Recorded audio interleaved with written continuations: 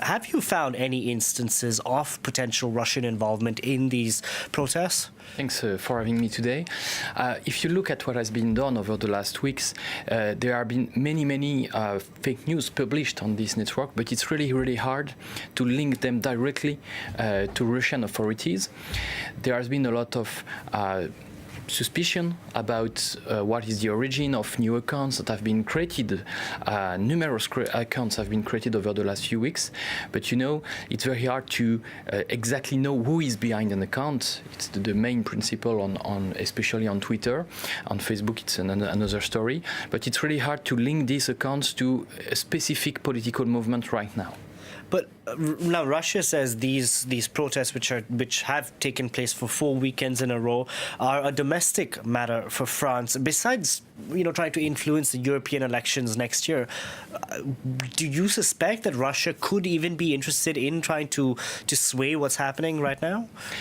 We know that many different countries have interest in making France, shake a little bit. That Macron lost a bit of his political posture. So many different countries have interest in that. We can even talk about what Donald Trump have published on Twitter very publicly. Saying people have been chanting they want Trump. And nobody has said that. The Paris goal regarding the environment is a bad thing and so on. So we know that every country try to gain advantages of what is happening right now in France.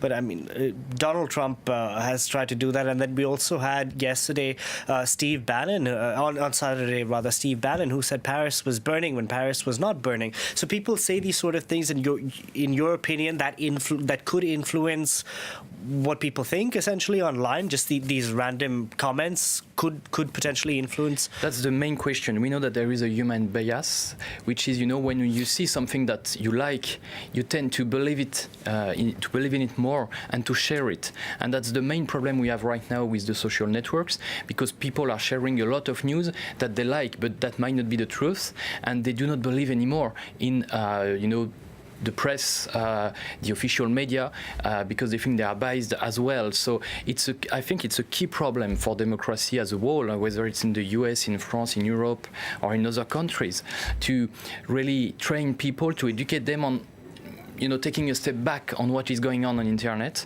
because a lot is going on and a lot of disinformation, of fake news are published. Now, French authorities say it's too early to tell if Russia is behind whatever fake news. What exactly, in layman's terms, would they need to trace it back to Russia, or if not Russia, just people's accounts? Yeah.